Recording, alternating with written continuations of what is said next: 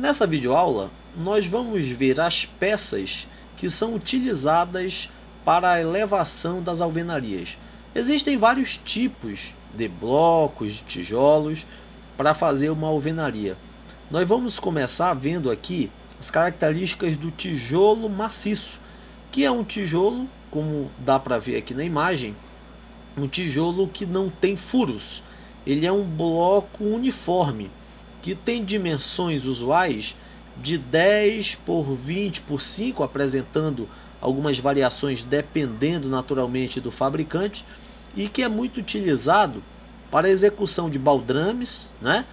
Ou ainda de colunas rústicas, principalmente de edificações campestres, e também a utilização de churrasqueiras, né? Porque é um tijolo que tem até um elemento decorativo muito importante. Nós temos ainda o tijolo refratário. É um tijolo feito com material especial, né?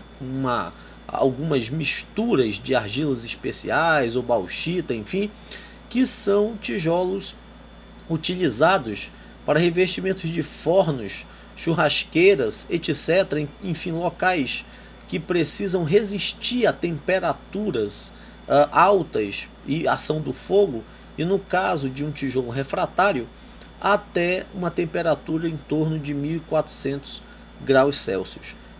Ele resiste a esta temperatura sem se deformar, né, ou apresentar vitrificação, e tem ainda uma resistência em torno de 100 kg força por centímetro quadrado. O tijolo refratário é utilizado principalmente para o interior de churrasqueiras, porque o assentamento dele também precisa envolver uma argamassa refratária para que a ação do calor não crie a dilatação das juntas desse assentamento.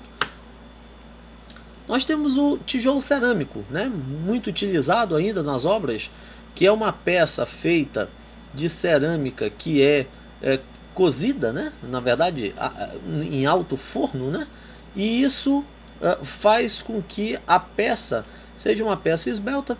Ela tem uma espessura pequena, são geralmente tijolos que têm um peso pequeno, e furos na horizontal. Esses furos variam entre 6 e 8 furos. Existem também diversas variações dependendo da localidade do país que é utilizado, mas o tijolo normalmente ele tem uma espessura de 9, uma altura de 19 e um comprimento de 19.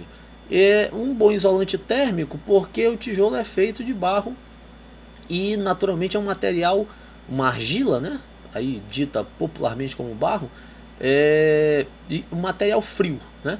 Ainda também diminui a propagação da umidade porque ele é vazado. Então o tijolo cerâmico ainda é muito utilizado para a execução de paredes em alvenaria. Temos ainda o bloco cerâmico, né? O bloco cerâmico, que são tem vários tipos de peças, né, com as famílias que podem variar de uma espessura de 9 centímetros até 19 centímetros, dependendo da espessura com que o projeto pede nessa parede de alvenaria. E são peças que são maiores do que os tijolos em si, né, na questão do seu comprimento. Os furos, diferentemente dos tijolos, que possuem furos na horizontal, os blocos cerâmicos possuem furos na vertical, né? E portanto, como são furos maiores, às vezes até o vazado dele é duplo, então você tem um bom isolante térmico nos blocos cerâmicos. Ele também consome menos argamassa de assentamento, porque a argamassa vai ser colocada apenas nas bordas, diferentemente do tijolo cerâmico, que necessita de uma argamassa em todo o seu comprimento, né? Temos ainda nos blocos cerâmicos as diversas peças que compõem os sistemas dos blocos cerâmicos. Então você tem aqui o bloco inteiro, você tem um bloco e meio, né, às vezes para fazer amarração em parede. Você tem o meio bloco para aqueles cantos em que o bloco inteiro não vai ser utilizado por conta do espaço, otimizando, portanto, a elevação de uma alvenaria com bloco. Você tem o bloco para a saída de tubulação, muito utilizado nas alvenarias estruturais, né? A famosa canaleta em U, utilizada ali para a questão de vergas e contravergas, além de próprias cintas, né? Você tem uma canaleta menor, né? E para utilização inclusive em vergas, e ainda a canaleta em J, utilizado também na estrutura, nos elementos estruturais que utilizam bloco cerâmico.